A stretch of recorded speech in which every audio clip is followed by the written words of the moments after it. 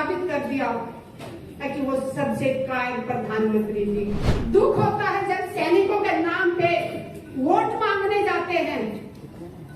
पुलवामा इनकी कमजोरी के कारण हुआ। और जिसने कारगिल में अपना खून बहाया, दुश्मन से लड़ाई लड़ी, उसकी पत्नी को भी उन्होंने नंगा करके घुमाया। फिर कहते हैं कि मोदी है तो मुमकिन है। जवान शहीद होते हैं, उस दिन उसके घर में खूब सारे लोगों का आना जाना, सुबह से शाम तक लाइन लगी रहती है। लेकिन उसके बाद उस विधवा को अपना जिंदगी कैसे बसर करती है, किस तरह अपने बच्चों को पढ़ाती है, ये देखने वाला कोई नहीं होता। हमारे ये राजनाथ जी हैं, इनसे भी मीटिंग हुई, लेकिन हमेशा वादा किया जाता है कि हाँ हम सब ये किया जाएगा, लेकिन ना कोई विधवाओं की सुनने वाला है, ना कोई जवानों की सुनने वाला है। मैं उनसे पूछना चाहती हूँ, मोदी जी सदा कुर्सी पे नहीं रहने वाले। जिस दिन वो कुर्सी से चले जाएंगे, क्या तुम्हें लगता है तुम चैनल ढंग से चला पाओगे? कि वो इंसान कौन था जो एक आर्मी ऑफिसर की पत्नी को बलात्कार की धमकी दे रहा? देश सुरक्षित हाथों में है, सो जाइए आंख बंद करके। जो दिखावा करते हैं, मुंह में लड्डू खिलाते हैं सैनिकों के और पीठ में छुरा घोंपते हैं। अगर ये सच्चा होते तो आज तक पुलवामा के ऊपर कमेटी क्यों नहीं बनाई? और वो जांच कहाँ तक पहुंची, पूछता है भारत प्रधानमंत्री जी से। और प्रधानमंत्री जी कब तक भागोगे देश के सवालों से? 30 अक्टूबर 2017 की बात करें, किस तरह से हमारे देश के बहादुर सैनिकों को घसीटा गया, वीर नारियों को घसीटा गया। डबल वीर चक्र जिन्होंने पाकिस्तान का जहाज गिराया था 1965 में, 1971 में, उन डबल वीर चक्र विंग कमांडर नेम को घसीटा गया। वो चीज हमें जब तक जिंदा रहेंगे हमेशा याद रहेगी। और दूसरा दिखावा करते हैं, जब ये पेंशन की बात करते हैं सैनिक, तो ये कहते हैं कि देश में पैसा नहीं है। प्रधानमंत्री जी अपने लिए 8,000 करोड़ का जहाज खरीद सकते हैं, लेकिन देश के सैनिक अगर उनसे जहाज को मांगते हैं कि उनको खतरा है रोड से जाने से, तो पुलवामा जैसी घटना करने पे मजबूर किया जाता है सैनिकों को। मुझे दुख इस बात का होता है कि जो हमारे नेशनल चैनल हैं वो सब के सब अपना जमीर बेच चुके हैं। मैं उनसे पूछना चाहती हूँ, मोदी जी सदा कुर्सी पे नहीं रहने वाले। जिस दिन वो कुर्सी से चले जाएंगे, क्या तुम्हें लगता है तुम चैनल ढंग से चला पाओगे? आज जनता भूखी मर रही है, बेरोजगारी इतनी चरम पे है, भूखमरी इतनी चरम पे है, महिलाओं को नंगा करके घुमाया जा रहा है, और हमारे चैनल में बैठे लोग अपना जमीर बेच के मुंह बंद करके बैठे हुए हैं। जब इस देश का इलेक्शन हुआ था 2014 में, हम बहुत खुश हुए थे कि हमारे देश को एक बहुत अच्छा प्रधानमंत्री मिलने जा रहा है। हमारे साथ उस टाइम भी बहुत बड़ा धोखा किया। हम चेहरा देख रहे थे मोदी जी का कि देश को ये चलाएंगे, इनकी अच्छी अच्छी बातें सुन के हम बहुत खुश हुए थे कि हमारे देश का बहुत भला होने वाला। लेकिन पूरे देश के साथ इतना बड़ा धोखा होगा ये हमने नहीं सोचा था। चेहरा प्रधानमंत्री मोदी जी का दिखाया गया और देश को चलाया है अडानी अंबानी, जिनको हम जानते भी नहीं थे। चेहरे से जो गांव की औरतें हैं वो तो जानती भी नहीं थी, लेकिन आज प्रधानमंत्री जी ने ये साबित कर दिया है कि वो सबसे कायर प्रधानमंत्री जी। दुख होता है जब सैनिकों के नाम पे वोट मांगने जाते हैं। पुलवामा इनकी कमजोरी के कारण हुआ। इंटेलिजेंस का कान और आंखें बंद करके सोया हुआ था। अगर वो ईमानदारी से अपना काम नहीं कर रहा था तो सरकार क्या कर रही थी? और अगर इंटेलिजेंस ने अपनी रिपोर्ट दी थी तो वो किसको दी थी? और उसके बाद सरकार में बैठे लोगों ने संज्ञान क्यों नहीं लिया उस पर? क्यों नहीं? जब उनको पता चल गया था कि इस रास्ते से जाने से विस्फोट हो सकता है, तो जिसने भी एयरलिफ्ट से जाने से मना किया, परमिशन देने से मना किया, उसका नाम देश के सामने आना चाहिए। देश की जनता जाग चुकी है।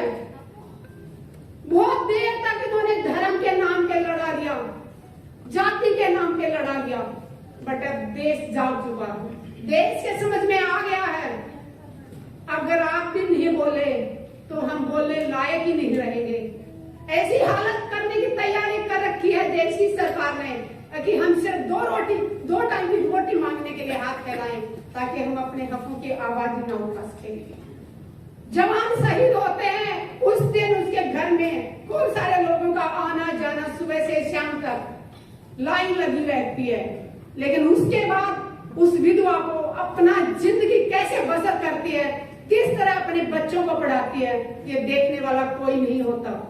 उस बहन को, विधवा को अपनी पेंशन लागू करवाने के लिए सरकारी दफ्तरों के एक साल तक चक्कर काटने पड़ते हैं। हम बहुत बार रक्षा मंत्रियों से मिले हैं, मनोहर पारिकर जी थे तब भी मीटिंग होती थी, सीतारमण जी थे उनसे भी मीटिंग हुई, हमारे ये राजनाथ जी हैं इनसे भी मीटिंग हुई, लेकिन हमेशा वादा किया जाता है कि हाँ हम सब ये किया जाएगा, लेकिन ना कोई विधवाओं की सुनने वाला है ना कोई जवानों की सुनने वाला है। और जवान विधवा की बात मैं इसलिए कर रही हूँ, मैंने उन वीर नारियों को बहुत नजदीक से देखा है, मैंने उन वीर नारियों की बहुत तकलीफ देखी थी।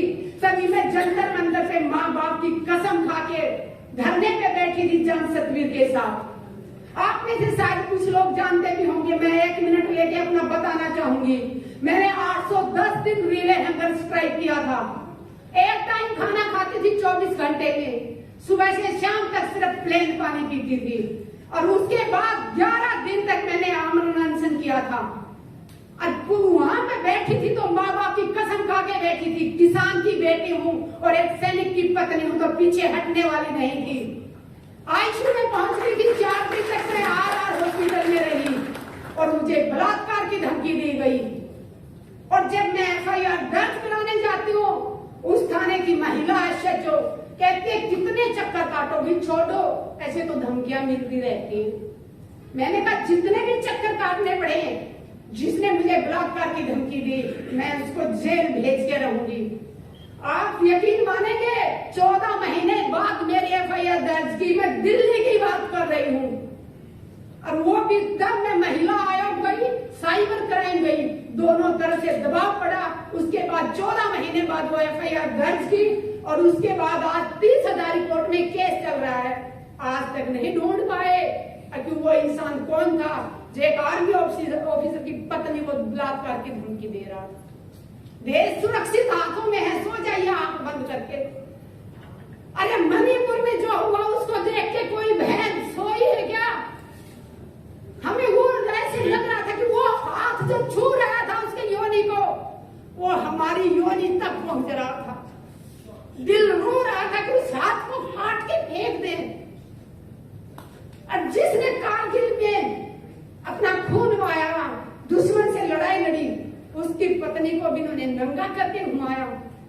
फिर कहते हैं कि मोदी है तो मुमकिन है, यही मुमकिन है। शर्म आनी चाहिए, सत्ता में बैठे लोगों को शर्म आनी चाहिए, खासकर जिस पार्टी की महिलाओं को शर्म आनी चाहिए। अरे वो इतनी गुलाम है कि इस पार्टी की एक महिला होने के नाते उन्होंने एक शब्द नहीं बोला, चाहे वो पहलवानों को घसीटा गया हो, चाहे किसानों के ऊपर, जिंदा किसानों के ऊपर गाड़ियां चढ़ा दी गई हो। तकलीफ होती है, बहुत तकलीफ होती है, लेकिन ये ज्यादा दिन तक चलने वाला नहीं है, पाका घड़ाई का भरने वाला है। आप सबसे एक अपील करती हूँ, जाति में ना बटे, धर्म में ना बटे। सबसे बड़ा धर्म है इंसानियत, इंसान बन के जियो, इंसानियत सबसे बड़ा धर्म है। देश के सैनिकों के लिए एक ही बात कहूंगी, मुझे भारतीय सैनिकों के ऊपर गर्व है और मैं गर्व करती हूँ कि मैं एक भारतीय सैनिक की पत्नी हूँ और एक किसान की बेटी हूँ। अत्याचार नाश हो, जितना अत्याचार होगा उतना ज्यादा दबाया जाएगा। पुलवामा में जो भाई शहीद हुए उनकी पत्नियों की मैं तकलीफें बताऊं आप लोगों को। वो शहीद हो जाता है, विधवा हो जाती है, वो एक ठीक है अलग बात है, वो देश के लिए बड़ी गर्व करती है कि मेरे आदमी ने शहीदी दी, गर्व महसूस करती है, लेकिन उस विधवा को कितनी तकलीफों से गुजरना पड़ता है। हमारा समाज उस विधवा को अशुभ मानता है। जब ब्याह शादी होती है तो उस विधवा को सभी प्रोग्रामों से दूर रखा जाता है। कहा जाता है ये तेल नहीं चढ़ाएगी, ये हल्दी नहीं चढ़ाएगी, ये तो विधवा। मैं देश की मातृ शक्ति से अपील करती हूँ, विधवाओं का ऐसे तिरस्कार ना करो। उन्होंने अपने सुहाग को देश के लिए दिया है, अरे वो अशुभ कैसे हो सकती है? उसने अपना सिंदूर कुर्बान कर दिया देश के लिए, और उसको कहा जाता है कि तू तेल नहीं चढ़ाएगी, तू किसी को टीका नहीं कर सकती, तू पूजा में नहीं बैठ सकती, कि तू अशुभ है। अशुभ तो ये लोग हैं जो दिखावा करते हैं, मुंह में लड्डू खिलाते हैं सैनिकों के और पीठ में छुरा भूखते हैं। अगर ये सच्चे होते तो आज तक पुलवामा के ऊपर कमेटी क्यों नहीं बनाई?